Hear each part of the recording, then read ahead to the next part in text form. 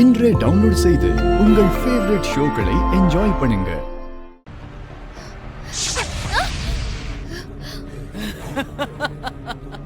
என்ன நடக்குதுங்க? யாரோ என் மேல மோதி தள்ளி விடுற மாதிரி இருக்கு.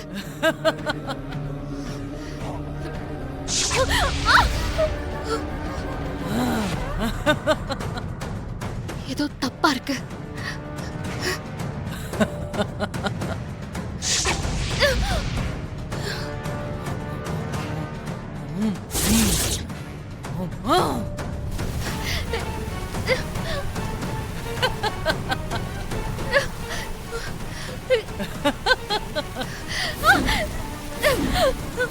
அம்மா!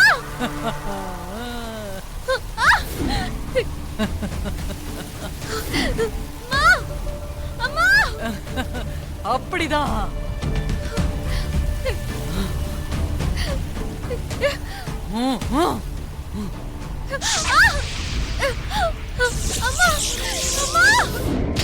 விடாத, கழுத்த புடி புடி. அப்படிதான், அவளை கொல்லு கொல்லு. புடி, கழுத்த நெருக்கு, கொல்லு அவளை கொல்லு கொல்லு.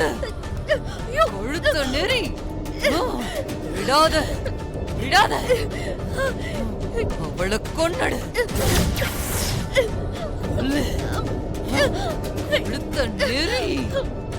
அம்மா, சமயபுர மாரியம்மா! கொல்லு மாரியம்மா! அம்மா, அம்மா, ஏதோ ஒரு தீய சக்தி என்ன வீட்டுக்குள்ள போக விடாம தடுக்குது. நான் போய் காப்பாத்தணும்.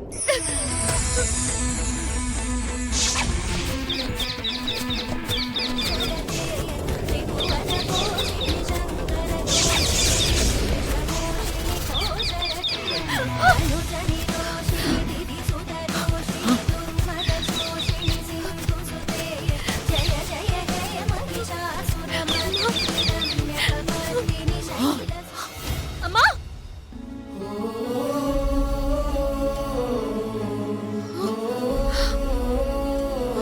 அம்மா! வா துர்கா, வா. அம்மா கொஞ்சம் பாரு. அம்மா! அம்மா, என்னாச்சுமா? அம்மா!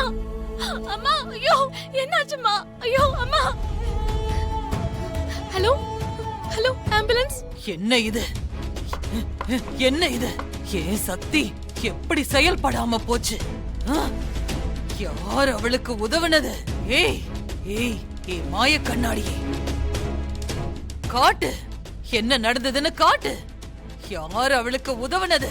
காட்டு, மாய கண்ணாடியே. ஓஹோ, நீ அவளுக்கு துணையா வந்துட்டியா?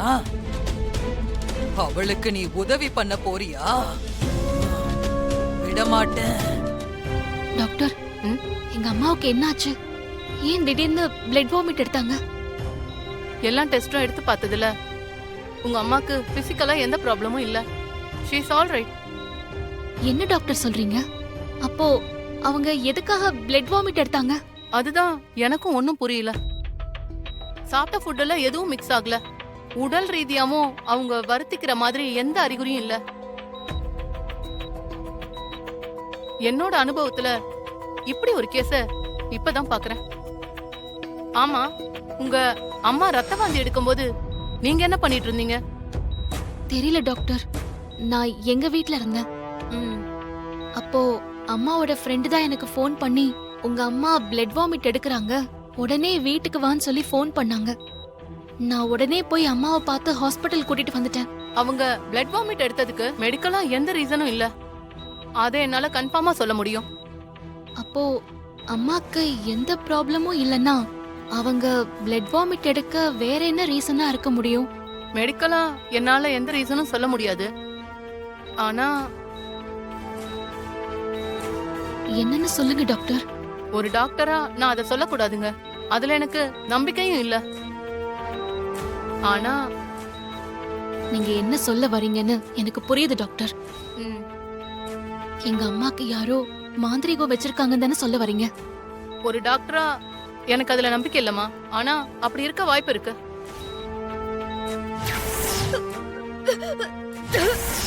என்னை வீட்டை விட்டு வெளியே வர வைக்க இது அந்த தீய சக்தி செஞ்ச வேலையா தான் இருக்கும்.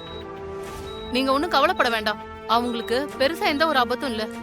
எதுக்கும் 2 நாளைக்கு அப்சர்வேஷன்ல இருக்கட்டும். நீங்க Okay, பாத்துக்கோங்க. ம்.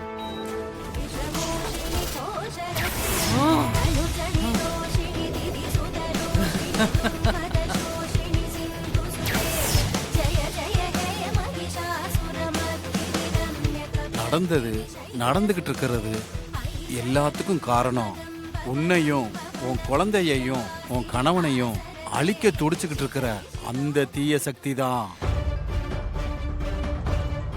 அந்த தீய சக்தியோட பலம் அதிகமா இருக்கிற அந்த 3 நாளும் உங்களை உங்க வீட்டை விட்டு வெளியில வரக்கூடாதுன்னு சொல்லி வீட்டை சுத்தி மந்திரக்கட்டு போட்டிருந்தேன்ல. ஆனா அந்த கட்டை தாண்டி உன்னை வெளியில வர வைக்கத்தான் உங்க அம்மாவை பகடக்காயா பயன்படுத்தி இருக்கு. அதனால அந்த தீய சக்தியால உங்க அம்மாவுக்கு எந்த ஆபத்தும் வராது. நீ கவலைப்படாத. அப்போ ஹாஸ்பிட்டல்ல இருக்கிற என் அம்மா நல்லபடியா குணமாயிடுவாங்கல்ல? கண்டிப்பா குணமாயிருவாங்க. அவங்கள பத்தி நீ கவலைப்பட வேண்டாம். இன்னொரு முக்கியமான விஷயம். என்ன சாமி சொல்லுங்க. இன்னும் 30 நிமிஷம் வரைக்கும் அந்த தீய சக்திக்கு பலம் அதிகமா இருக்கு. அதனால மந்திர கட்டை விட்டு வெளியில வந்த உனக்கு ஆபத்து காத்துக்கிட்டு இருக்கு. அந்த சூனியக்காரி உன் உயிருக்கு குறி வச்சிட்டா. அதனால எவ்வளவு சீக்கிரம் முடியுமோ அவ்வளவு சீக்கிரம் காட்டுக்குள்ள இருக்கிற அம்மன் கோவிலுக்கு போய் நீ சேர்ந்துரு.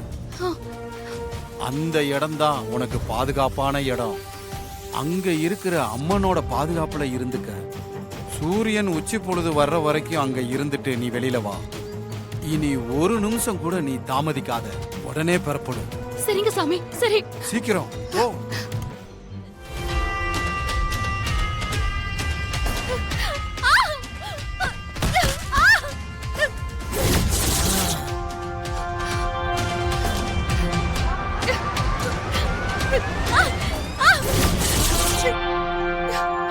இழு இழு அவளை.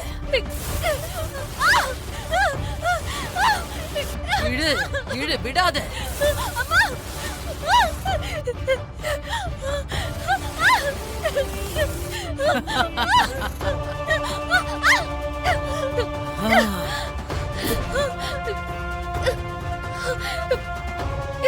துர்கா ஆபத்துல மாட்டிக்கிட்டு இருக்கா. அவளை ஆபத்துல இருந்து நாம காப்பாத்தி ஆகணும். என்ன செய்யறது?